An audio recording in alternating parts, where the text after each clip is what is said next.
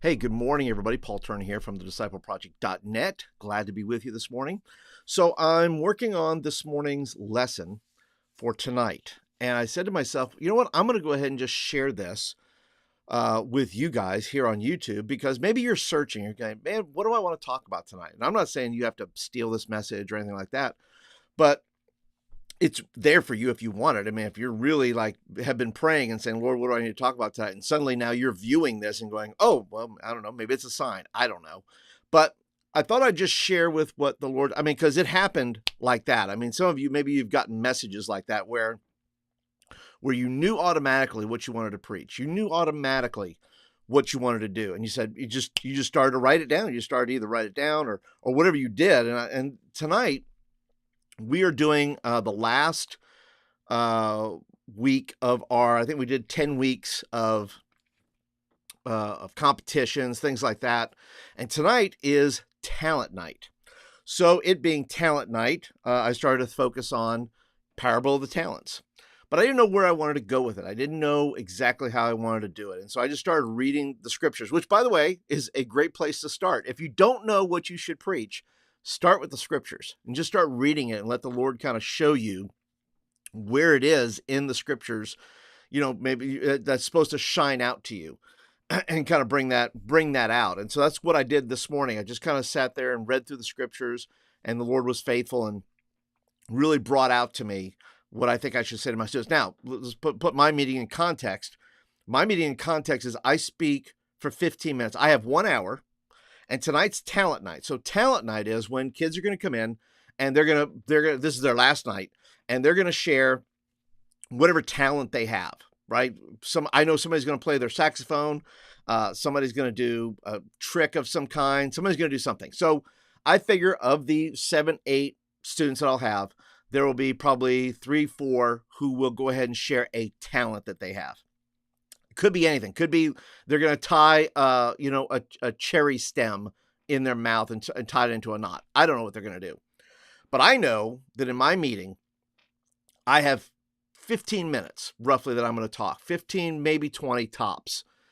And the thing is, what I notice about preaching too is that you can get so deep into a passage is that we become so infatuated with the passage and we want to teach it so much that we forget to get to the point, right? We fall in love with the whole thing to where we don't get to where we really want to go. And I really felt, at least in my group, and this is something the Lord's been doing in me for a few years now, is really to get to the point. I mean, there's Bible study and there's preaching. And when I have 15 to 20 minutes to preach, well, then I want to preach because I believe that preaching is going to produce more than if I explore 1 hour's worth of doing nothing but unpacking the scripture with facts, quite frankly, my students don't care about. I'll show you here in a minute. Let me go ahead and read the scripture to you, and then we'll go from there. Feel free to leave comments and so forth as we go along, because I know we're live right now. But if you're watching this later, go ahead and leave a comment down below about what you think about, how long do you preach, or, all that kind of good stuff. I love to hear some comments from you about what you do with your preaching. So let me go ahead and go over here to the scriptures.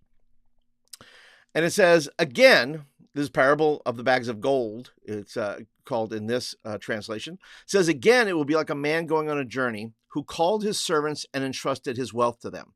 To one he gave 5 bags of gold, to another 2 bags, and to another 1, each according to his ability. And then he went on his journey. The man who received 5 bags of gold went at once and put his money to work and gained 5 bags more. So also, the one with 2 bags of gold gained 2 more. But the one who had received 1 bag went off, dug a hole in the ground, and hid his master's money. After a long time, the master of those servants returned and settled accounts with them. And the man who received the bags of gold brought the other 5. Brought the other 5. The master said, "You entrusted me with 5 bags of gold. See, I have gained 5 more." The master replied, "Well done, good and faithful servant. You have been faithful with a few things, and I will put you in charge of many things. Come and share your master's happiness." The man who had 2 bags also came. "Master," he said, "you entrusted me with 2 bags of gold. I have gained 2 more."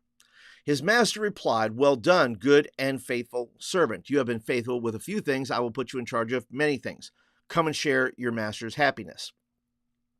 The man who had received 1 bag of gold came, and the master said, "I knew you were a hard man, harvesting where you did not sow, gathering where you have not scattered. So I was afraid and went out and hid your gold in the ground.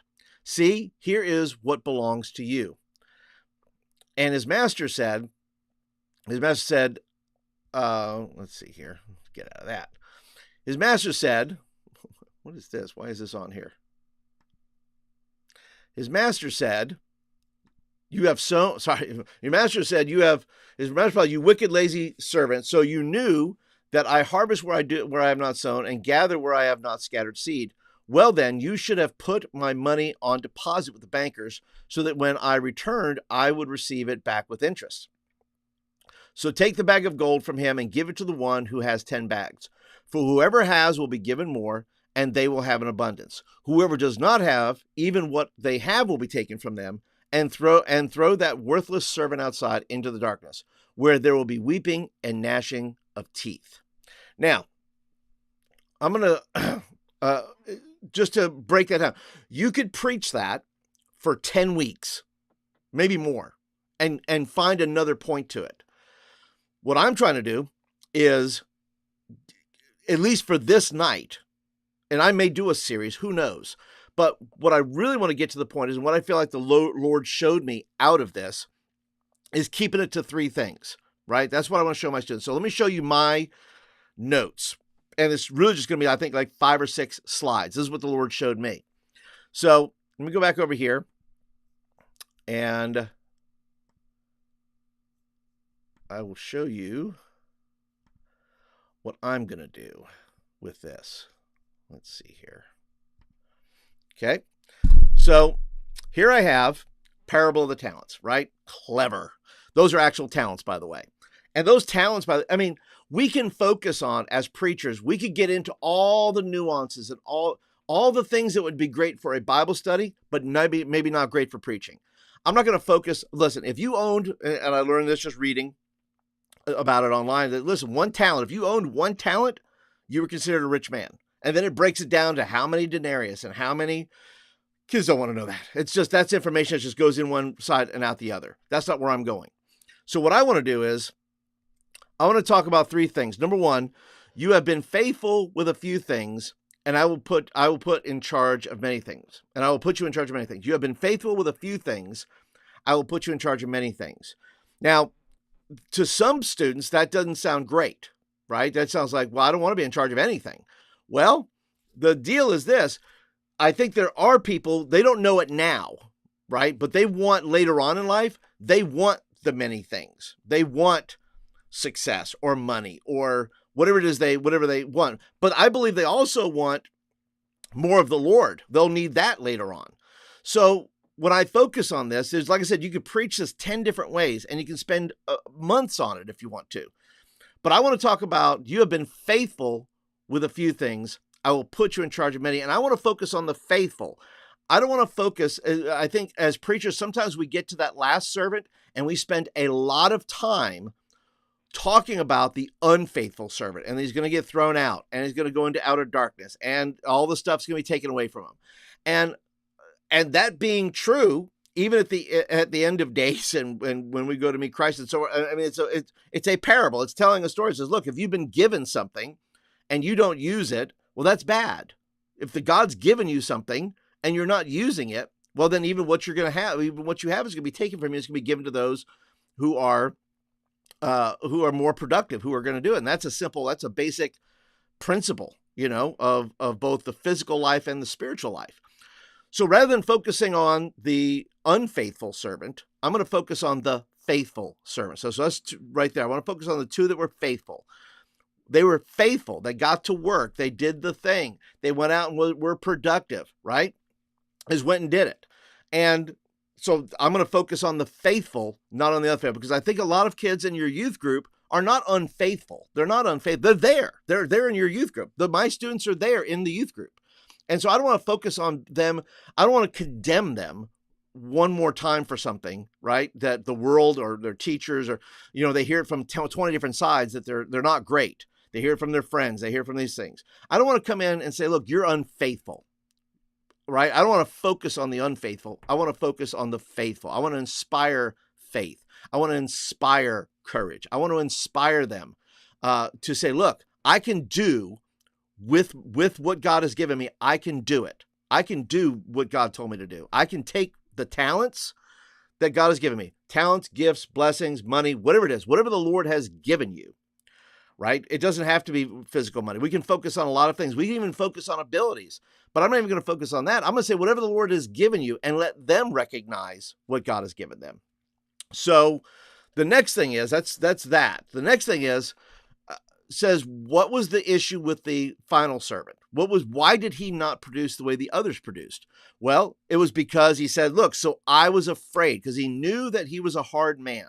He knew that his master was going to be harsh on him. So he didn't do anything. So out of fear, he says, I went and hid your gold in the ground. Here's what belongs to you. So students are afraid. They're afraid like adults are afraid. They're afraid of failure. They're afraid people will laugh at them. They were afraid they're not going to be good enough. They're afraid. And so what they do is they hold back and they say, I'm not going to do that thing that you've just told me to do, right? I'm not going to execute on the things that you, the youth pastors, have encouraged me to do. So I want to get to the heart of the matter, which is fear. And the Lord gave me this little vision here. He says it's like a dam. And this is the Hoover Dam in Nevada, by the way.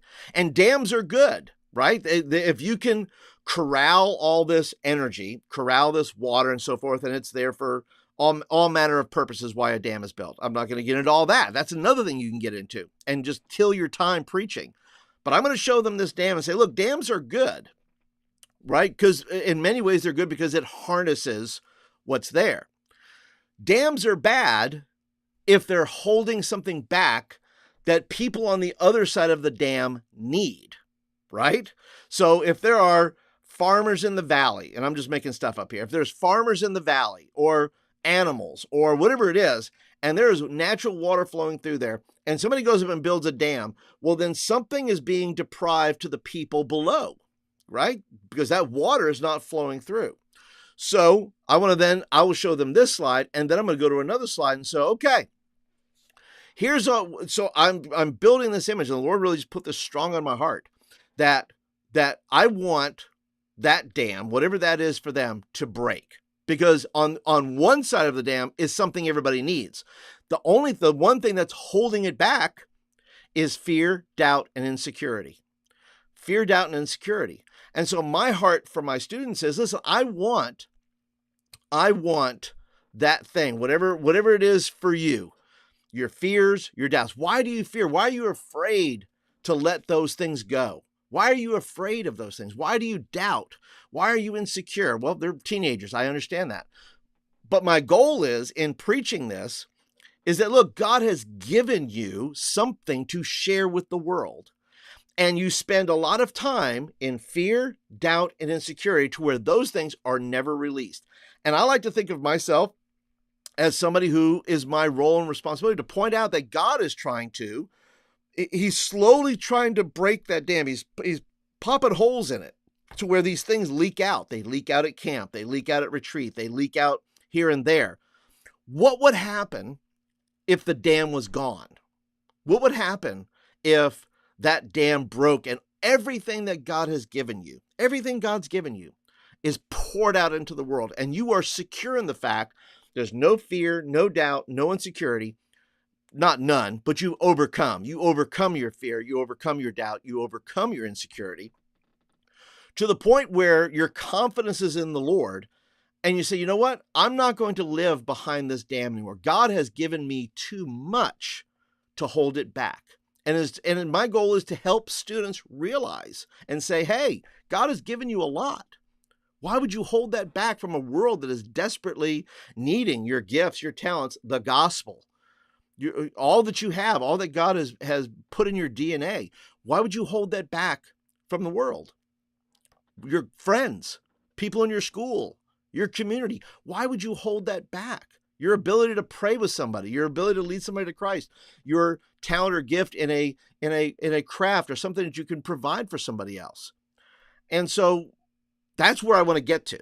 That's where I want to get to. I could spend a lot of time talking about all the other things in that story, but this is where I want to get to. I want to get to the point here, which is fear, doubt, and insecurity. That the reason that servant did not do what it was asked to do is because of fear. And that's when the Lord said, well, that's like a dam. Everything on this side needs to be released, but it's being held back by this, which is fear. And he could have benefited. The servant with the one talent could have benefited, just like everybody else, and said, hey, I had one and I reproduced one, right? I multiplied it and made two. But he didn't do that, right? So he said, okay. He didn't ask the guy who had one to multiply it into 25. He said, I just want you to take one and make two, which then leads me to the last part there, because if you look at each of the servants, they were given the thing that they were given, and then it was times 2. Took 5, made 10. Had 2, made 2 more. Given 1, did nothing, right? So the next screen is this. It's you times 2. Think about that. And that's what the Lord just spoke to us. You times 2. So my encouragement to them is that if you're going to multiply, find a way to use whatever God has given you, whatever talent, and impact 2 other people. And that can come in the form of anything. This is, look, 2 people. If that was your mentality every day, you times 2. Take what God has given you and multiply it times 2. 2 people. 2 things, right? You want to bless 2 people. You want to share the gospel with 2 people. You want to give to 2 people. You want to help 2 people. You want to invite 2 people to church or to youth group.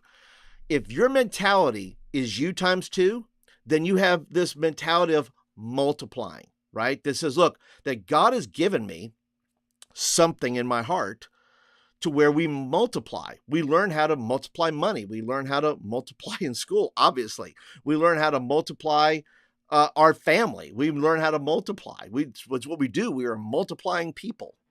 And so I'm going to come back over here because I think that's kind of where we want to go here. We want to be able to teach our students to multiply, right? Teach them to multiply. And if they're philosophy, and I want them to leave with that, I want them to leave with the idea that it's you times 2. Two other things, 2 people today. If your mentality is, I want to impact the lives of 2 other people today, well, I think the Lord is pleased with that. He says, you're taking what I've given you and you're multiplying. If I've given you kindness, multiply that kindness to 2 other people. If I've given you a compassionate heart, be compassionate towards 2 other people. If I've given you grace, then give grace to 2 other people. And I am just fired up about this message tonight, guys. Can you tell that I'm excited about it? And that's why I wanted to get on here and chat with you guys. So I would love to hear your comments. Are you prepared for tonight's service tonight? I don't know if you are or not, but I really felt like, look, maybe somebody could benefit from this. Maybe that's on somebody's heart tonight. Maybe they want to impact their students. So I would love to hear from you guys. Just leave me some comments down below. And if you enjoyed this, be sure to go ahead and click that thumbs up button. Let's know you like the video and you want more of them. And if you're brand new, by the way, go ahead and hit the subscribe button. And you're just tuning in and saying, that's okay, I want more of this. Subscribe. Be a part of the community here. I would love to multiply. If you times 2, right? If you subscribe and tell 2 other people to subscribe. How about that? I didn't plan that, by the way. That just kind of came out since we're in the vein of things. But anyway, guys, thank you so much. I hope this has benefited you. I hope that it's blessed you. I hope that you'll be able to use this message down the road. If you want me to do more live things like this, leave me a comment about that. Say, hey, Paul, share your lessons with us. Share us what your Wednesday is going to look like. Would love to hear about it. So, but that is it for today, guys. Thank you so much for being a part. Thank you, like I said, those are regulars that you're tuning in. Thank you for being a part today. And if you're brand new, thank you for checking it out at least and hearing what I had to say. So that is it for today, guys. And I will catch you guys in the next video. Have a great day and have a great youth meeting tonight, guys. Praying for you guys to have a great youth meeting tonight with your students if you're meeting with them. So we'll talk to you guys later. Have a good one. Bye-bye.